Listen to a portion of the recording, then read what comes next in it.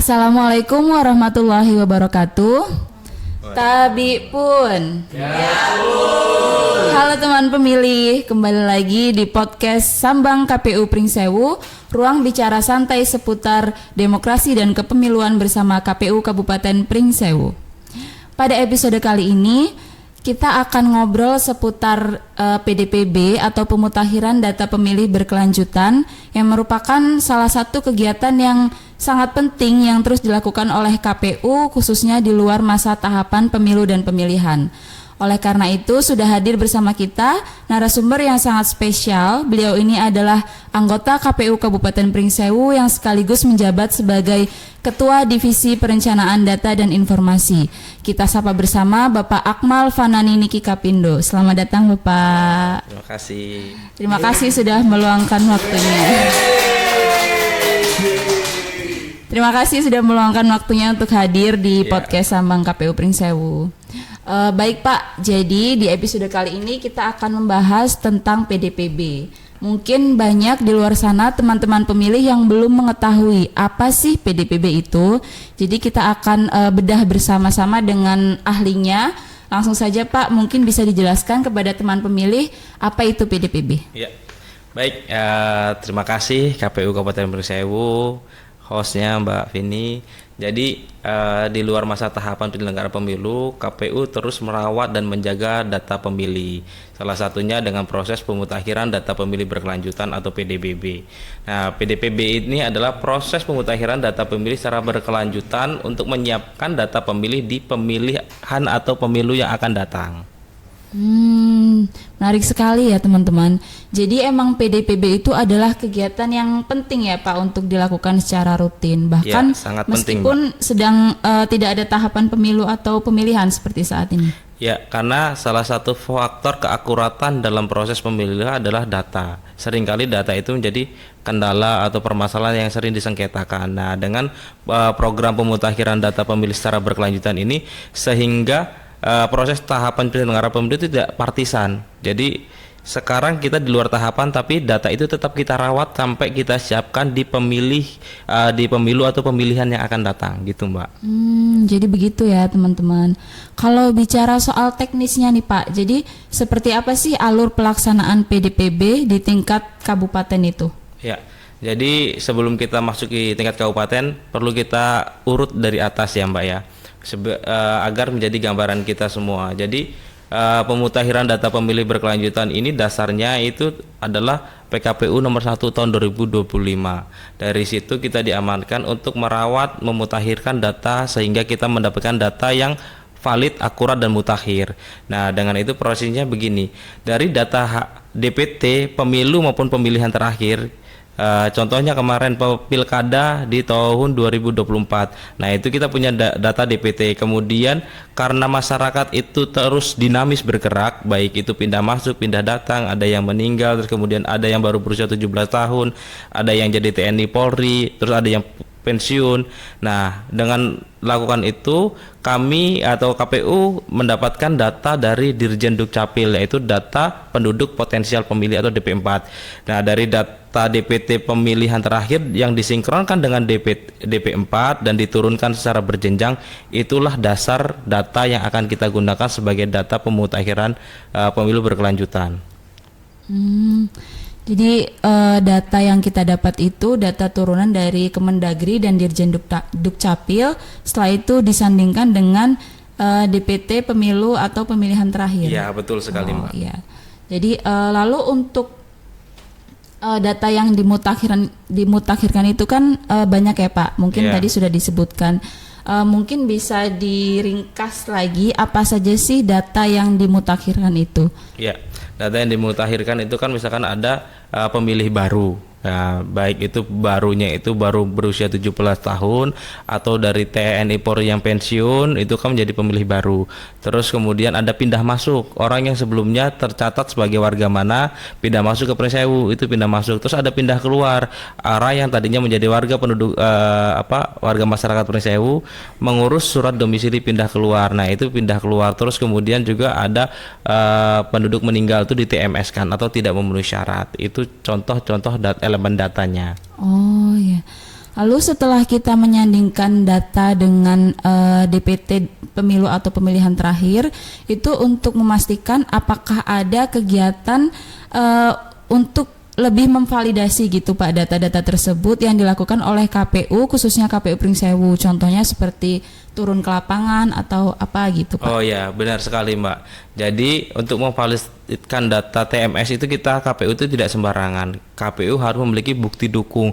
Contohnya warga yang sudah meninggal itu harus kita upload bukti dukungnya, yaitu surat keterangan meninggal atau akta meninggalnya dari Dukcapil. Maka dari itu kemarin KPU Kabupaten Pringsewu tanggal 22 sampai dengan tanggal 26 melakukan coktas atau pencocokan data terbatas. Jadi data itu di breakdown semua di Pekon, itu kita turun ke lapangan memvalidkan dan kita meminta surat keterangan meninggal dari desa atau akta kematiannya. Apabila orang yang bersangkutan itu masih hidup, maka kita foto bersama yang bersangkutan dengan memegang KTP-nya. Kita cocokkan kembali NIK-nya sesuai atau enggak, NKK-nya sesuai enggak, karena ternyata di lapangan itu masih banyak orang-orang yang datanya meninggal tapi yang bersangkutan masih hidup. Karena elemen data meninggal ini yang kita peroleh bukan hanya dari Dukcapil tapi juga data dari BPS dan data dari BPJS. Makanya kita validkan itu dengan bukti dukung. Agar apa? Agar masyarakat itu tidak kehilangan hak pilihnya. Seperti itu ya Pak. Jadi dengan melakukan coktas itulah KPU salah satu ikhtiar KPU untuk menghasilkan data pemilih yang valid gitu ya Pak. Ya, betul sekali, data pemilih yang valid dan mutakhir. Terus kemudian perlu diketahui juga Mbak, setelah data ini kita peroleh, KPU melakukan rapat pleno terbuka untuk menetapkan PDPB itu atau pemutakhiran data pemilih berkelanjutan secara triwulan, karena sesuai amanat PKPU 1 2025 pemutakhiran data di tingkat kabupaten kota itu dilakukan secara triwulan. Nah, kalau untuk di tingkat provinsi itu per semester. Jadi di situ kita mutakhirkan data. Dan kemudian kemarin juga diketahui buat masyarakat Pringsewu, kemarin tanggal 2 Oktober kami melakukan pleno pemutakhiran data pemilih berkelanjutan triwulan ketiga. Di situ dihadiri oleh dari pemerintah daerah, itu ada Kesbangpol sama Dukcapil, kemudian dari Kejaksaan, Polres, Kodim, kemudian dari camat-camat. Nah, disampaikan juga kepada para ibu camat agar data itu tidak kembali lagi. Misalkan data meninggal itu kan kalau hanya dikeluarkan oleh kepala desa, tidak dikeluarkan akta meninggal, maka di sistem Dukcapilnya itu tidak hilang, masih tetap ada.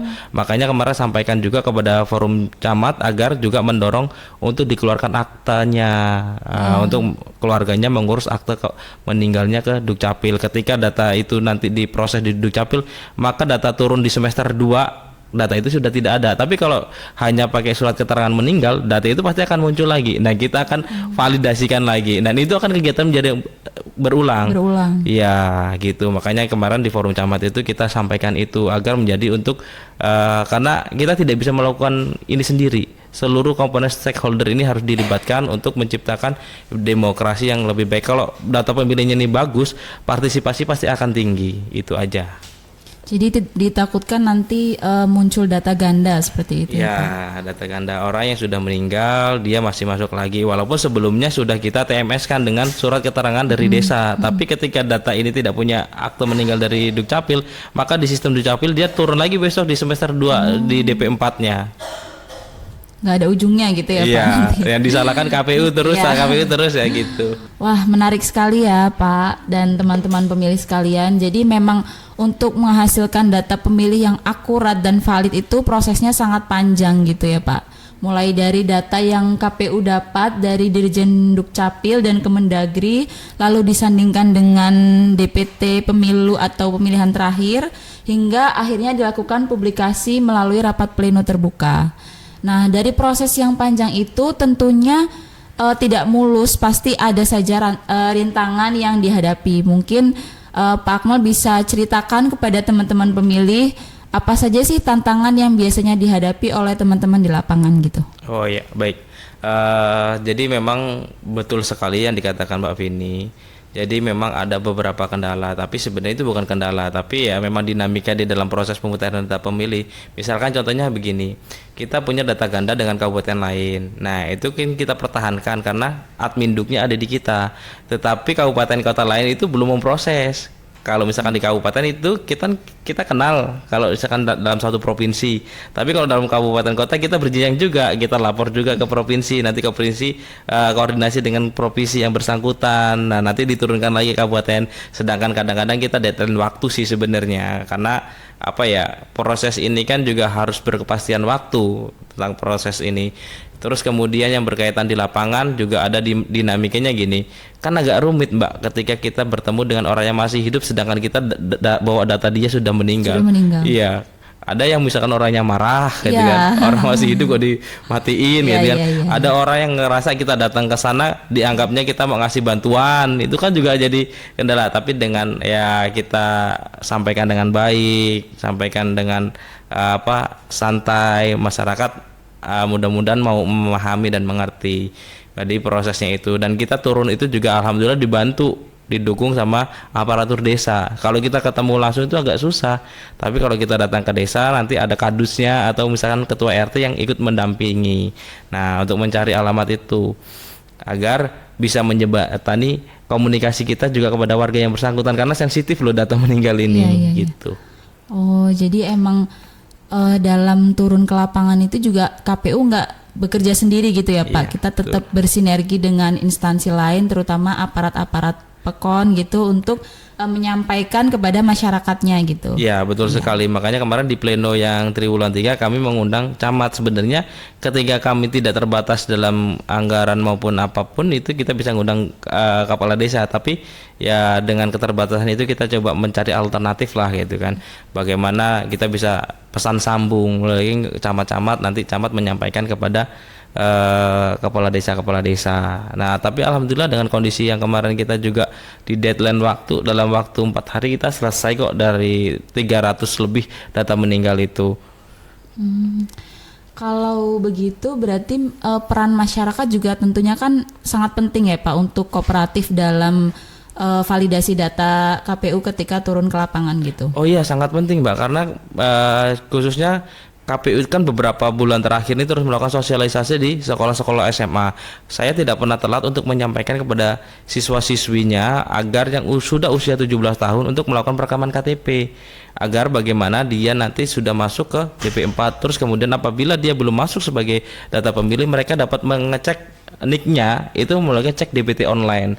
Nah, disitulah sehingga kita juga selain pemilih tadi meninggal, ada pemilih baru yang juga kita input gitu loh, agar masyarakat itu juga tidak kehilangan hak pilihnya, karena usia SMA itu kan sebagai calon pemilih di 2029 nanti. Oh ya. Berarti setelah semua proses dilakukan itu kan pasti mungkin masyarakat juga ingin tahu gitu Pak, karena kan tadi yang dibahas terkait pleno itu kita tidak mengundang masyarakat gitu ya Pak. Nah, untuk teman-teman pemilih di luar sana mungkin yang ingin tahu gitu bagaimana hasil PDPB yang dilakukan oleh KPU ini, gimana caranya Pak? Oh ya, untuk bisa mengetahui hasil PDPB itu kita sampaikan secara terbuka melalui laman atau media sosial KPU Kabupaten Pringsewu, baik itu di Instagram dan Facebook.